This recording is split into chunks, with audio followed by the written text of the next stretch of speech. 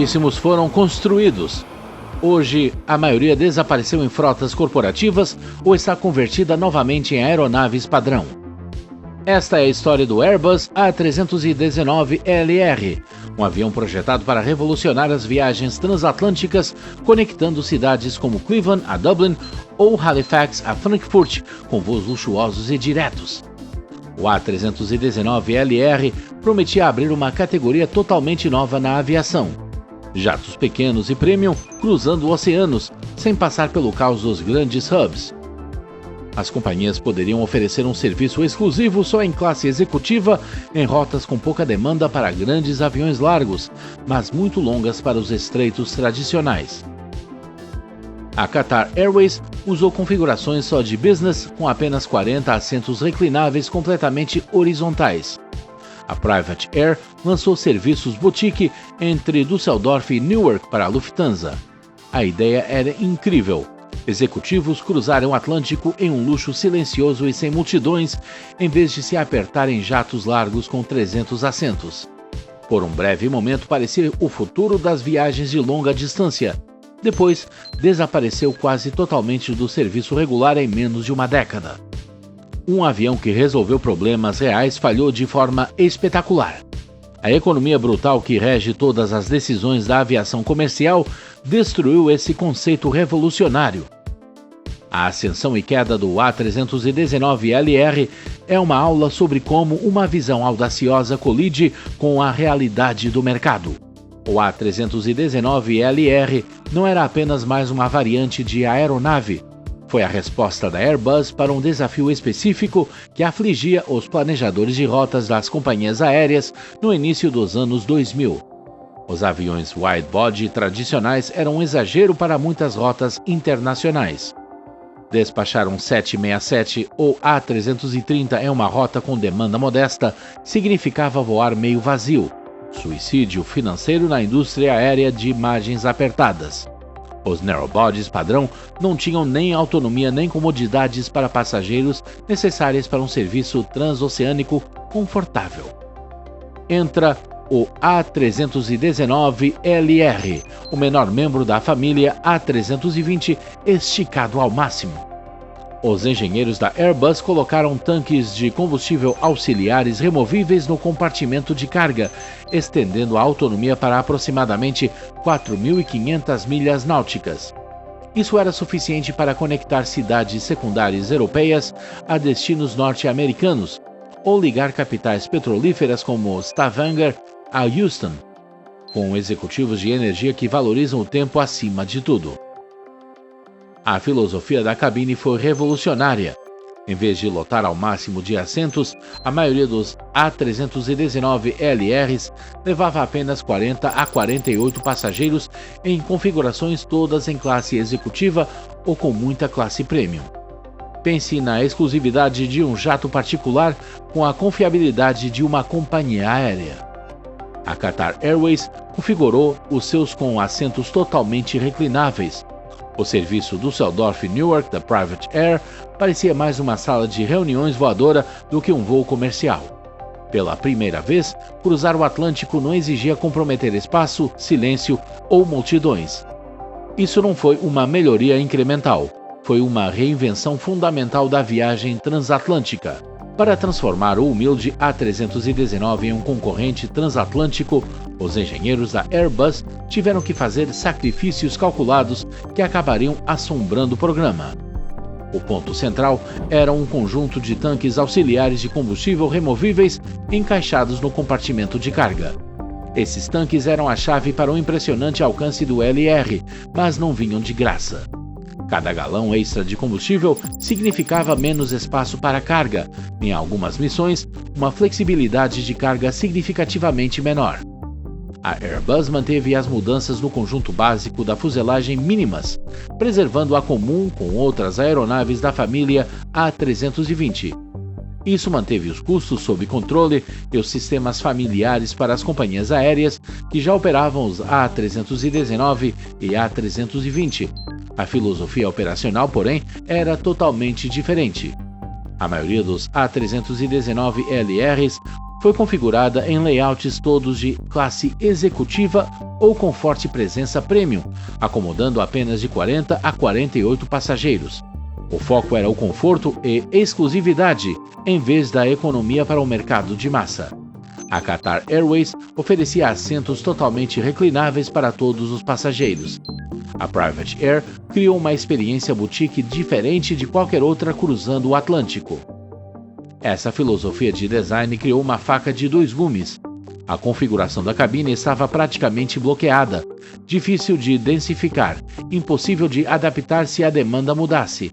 Trocar de um layout todo de classe executiva para alta densidade não era uma solução rápida, especialmente com tanto espaço sob o piso ocupado por tanques de combustível em vez de bagagem ou carga. A carga máxima da aeronave na distância máxima era severamente limitada. Encher esses tanques significava deixar a carga pagante, e às vezes até assentos, vazios, só para fazer a travessia rumo ao oeste. O A319LR era essencialmente um caminhão-tanque voador, brilhante no alcance, mas economicamente precário para operações sustentáveis. Os primeiros adotantes pintaram um quadro atraente do futuro da aviação, com mapas de rotas que pareciam radicalmente diferentes das tradicionais redes Hub and Spoke. A Qatar Airways lançou seus A319LRs na rota Doha-Londres-Heathrow, com apenas 40 assentos todos em classe executiva.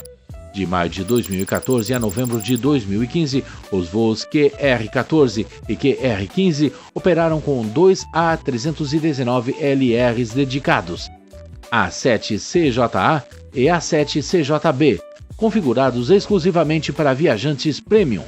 A aposta era puro luxo, camas que se deitam totalmente, ambiente de cabine silencioso e a capacidade de evitar multidões completamente. Para executivos que voavam alto, era quase como uma experiência de jato particular com a confiabilidade de uma companhia aérea. O serviço da Qatar representou perfeitamente a visão do A319LR. A cabine íntima de 40 assentos criava uma atmosfera diferente de tudo que há na aviação comercial.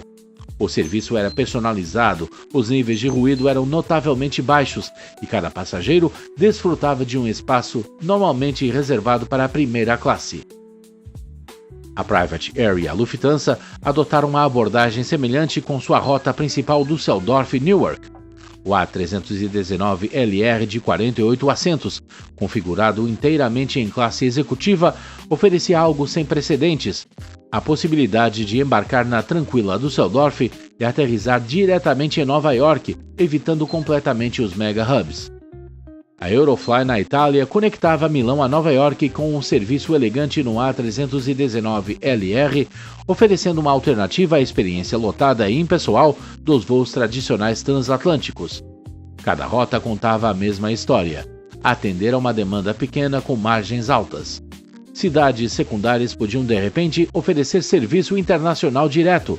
Viajantes de negócios podiam evitar o caos dos grandes hubs. Companhias aéreas podiam focar em passageiros de alto valor com experiências boutique que justificavam preços premium. Para os passageiros sortudos, o suficiente para experimentar esses serviços, o A319LR cumpria suas promessas. A cabine pequena criava uma atmosfera íntima, os níveis de ruído eram notavelmente baixos, o serviço era personalizado de maneiras impossíveis em aeronaves maiores. Por trás de cada campanha de marketing brilhante havia uma questão fundamental: será que o ultra premium, ultra pequeno, realmente podia se sustentar no mundo brutal da economia das companhias aéreas? A crise financeira de 2008 deu uma resposta devastadora. Orçamentos para viagens corporativas evaporaram da noite para o dia. Os executivos que antes pagavam felizmente tarifas premium por um serviço boutique foram subitamente confrontados com congelamentos de gastos e mandatos de corte de custos. Os fatores de ocupação despencaram e a economia precária do A319LR desmoronou instantaneamente. O primeiro problema era a economia por assento milha. Com apenas 40 a 48 assentos premium, o custo de voar cada passageiro disparava comparado às alternativas. As companhias aéreas precisavam de tarifas extremamente altas e demanda consistentemente forte para viabilizar mesmo uma única rota. Não havia praticamente margem para erro. Private Air estacionou sua frota quando a demanda desapareceu. Companhias aéreas que haviam investido no conceito do A319LR viram seus modelos de negócio cuidadosamente elaborados desabarem. O dilema da carga agravou o problema.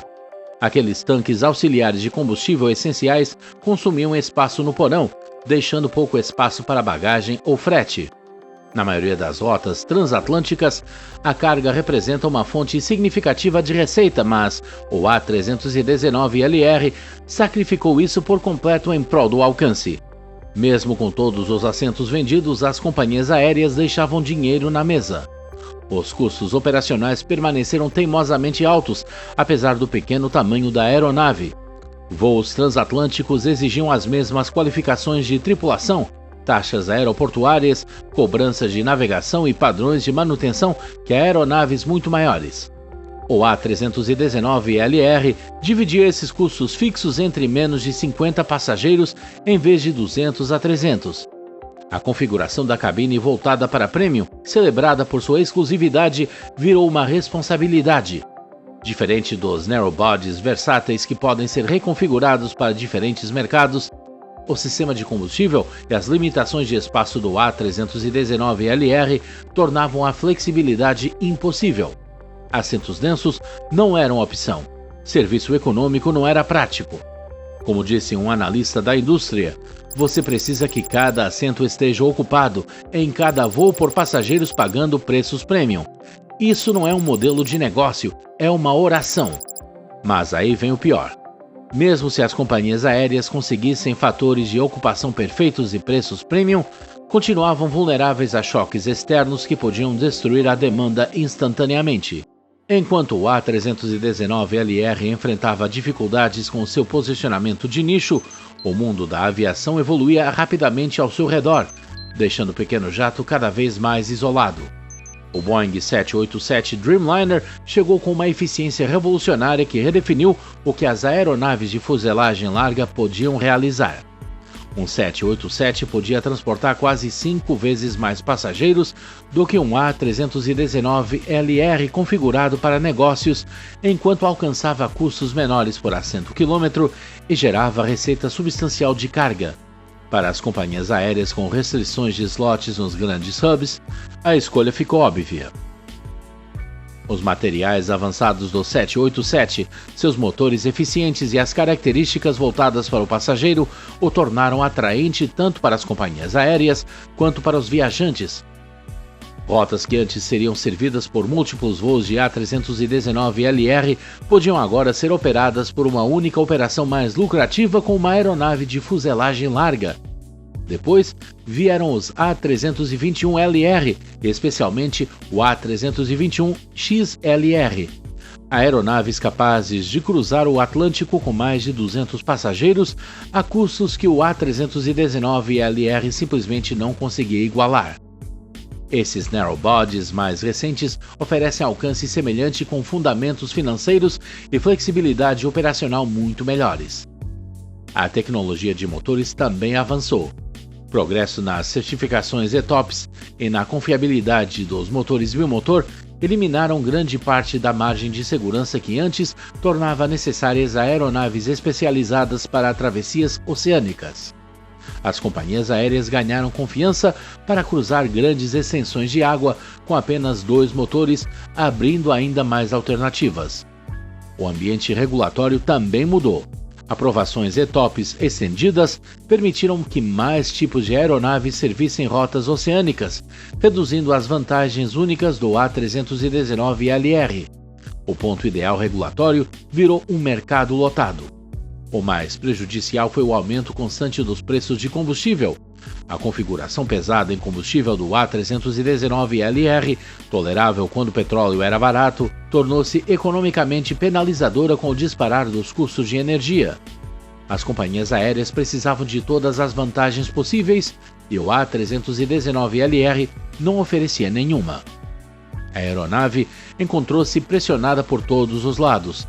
Fuselagens largas mais eficientes acima, narrowbodies mais econômicos ao lado e regulamentos em mudança que eliminaram suas propostas únicas de venda. O fim não veio com alarde. mas com aposentadorias silenciosas e rotas esquecidas que simplesmente desapareceram dos horários das companhias aéreas. A Qatar Airways aposentou seus A319LRs em 2021, substituindo-os por aeronaves maiores que podiam levar mais passageiros a custos unitários mais baixos. O serviço boutique Doha-Londres, que operou por apenas 18 meses, tornou-se apenas mais uma rota atendida por jatos convencionais de grande porte. Os dois A319LRs especializados, que simbolizavam o futuro do transporte premium, foram silenciosamente realocados para outras funções. O experimento da Private Air terminou durante as crises econômicas. Suas aeronaves foram convertidas de volta para configurações padrão ou vendidas a operadores corporativos. O serviço exclusivo Düsseldorf Newark, que representava a sofisticação empresarial europeia, desapareceu sem cerimônia. A Eurofly eliminou discretamente suas operações transatlânticas com o A319LR à medida que a economia mudou decisivamente contra esse modelo. Rotas que antes simbolizavam a inovação na aviação simplesmente desapareceram, deixando quase nenhuma marca na história da aviação. A produção limitada dos A319LRs refletia as dificuldades comerciais do programa. Em uma indústria onde aeronaves bem-sucedidas normalmente vendem em centenas ou milhares de unidades, os baixos números do A319LR contavam a história de um conceito que nunca teve aceitação ampla. Nenhuma companhia fez pedidos repetidos e a produção acabou silenciosamente, sem anúncio oficial. Algumas aeronaves tiveram uma segunda vida como jatos corporativos, onde o alcance importava mais que a economia por assento milha e donos ricos podiam justificar os custos operacionais. Uma delas até se aventurou na Antártida, transportando cientistas e equipes médicas de emergência nas condições mais severas da Terra. Prova de suas capacidades técnicas, se não da viabilidade comercial. A aeronave, que prometia transformar as viagens transatlânticas, virou uma nota de rodapé nos bancos de dados da aviação, lembrada mais pela ambição do que pela realização. Pense nisso, uma aeronave que levou anos para ser desenvolvida e milhões para ser certificada, durou menos tempo em serviço regular do que levou para ser projetada. Apesar do seu fracasso comercial, o A319LR deixou marcas sutis, mas importantes, na trajetória da aviação que influenciam o design de aeronaves até hoje. Seu sistema auxiliar de combustível pioneirou conceitos posteriormente aperfeiçoados no A321LR e A321XLR. Aeronaves que agora servem com sucesso rotas longas e estreitas, com uma economia muito melhor. O A319LR provou que tanques auxiliares poderiam estender o alcance de aeronaves de fuselagem estreita sem comprometer a segurança ou os requisitos de certificação. O programa demonstrou que os passageiros valorizavam experiências exclusivas e sem aglomeração o suficiente para pagar prêmios substanciais quando as condições econômicas permitiam. Essa percepção influenciou os projetos de cabines em toda a indústria, desde assentos executivos que reclinam totalmente até seções de economia premium que oferecem opções intermediárias. Mais importante, forneceu uma lição sobre o equilíbrio entre inovação e economia na aviação comercial. O A319LR mostrou que resolver desafios técnicos não é suficiente. Aeronaves sustentáveis também precisam desvendar os quebra-cabeças financeiros que determinam a viabilidade a longo prazo. Pilotos ex-Private Air ainda falam com carinho de pilotar o caminhão de combustível com asas. Como um deles lembrou, ele podia cruzar o Atlântico com estilo, mas cada voo parecia andar na corda bamba. Um vento contra inesperado e você de repente torcia para chegar em Newark. O DNA do A319LR vive nas narrowbodies de longo curso modernas que aprenderam com seus erros. As aeronaves bem-sucedidas de hoje combinam alcance estendido com flexibilidade operacional, maior número de passageiros e economia mais equilibrada. Aqui está a parte fascinante. O A319LR fracassou não porque sua tecnologia era falha, mas porque era especializada demais para as duras realidades da economia das companhias aéreas. O A319LR resolveu desafios técnicos reais, voar grandes distâncias com pouca carga de passageiros enquanto mantinha padrões de conforto premium. Os engenheiros provaram que os sistemas auxiliares de combustível podiam funcionar de forma segura e eficaz. O conceito básico de atender rotas pouco movimentadas com aeronaves especializadas era sólido, mas nunca resolveu o quebra-cabeça econômico que determina o sucesso na aviação comercial. Os layouts focados no prêmio do A319LR, a capacidade de carga comprometida e as configurações de cabine inflexíveis faziam dele uma ferramenta de precisão em uma indústria que valoriza a adaptabilidade acima de tudo. As companhias aéreas adoraram o conceito, mas não conseguiam justificar os custos quando alternativas ofereciam fundamentos financeiros melhores.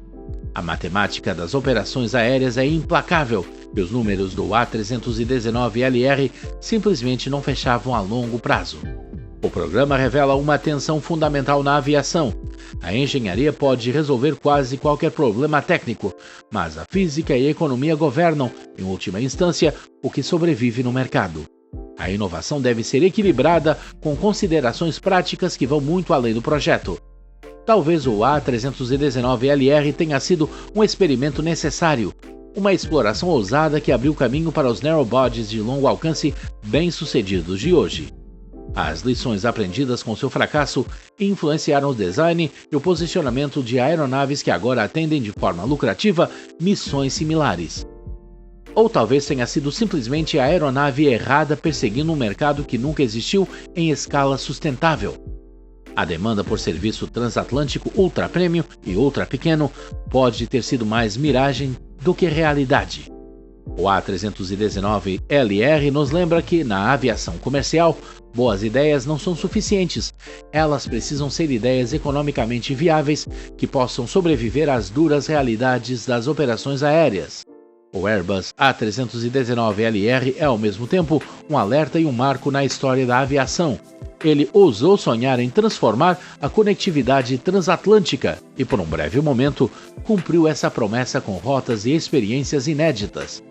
Mas os sonhos precisam enfrentar a realidade, e a realidade do A319LR foi dura. Sua economia era muito frágil, seu mercado muito limitado e seu timing, infelizmente, muito desfavorável para sustentar um sucesso a longo prazo. A aeronave que prometia transformar o Atlântico se tornou uma nota de rodapé na história da aviação, lembrada mais pela ambição do que pelo feito. Ainda assim, seu legado permanece nas lições que ensinou e nas tecnologias que pioneiramente introduziu. Pense nisso. Todo o grande programa de aeronaves hoje estuda o fracasso do A319LR para evitar repetir seus erros. Na aviação, às vezes a maior contribuição que um avião pode dar é mostrar exatamente o que não fazer. A história das falhas mais ousadas da aviação muitas vezes nos ensina mais sobre o que vem a seguir. O A319LR provou que inovação sem uma economia sustentável é apenas um experimento caro.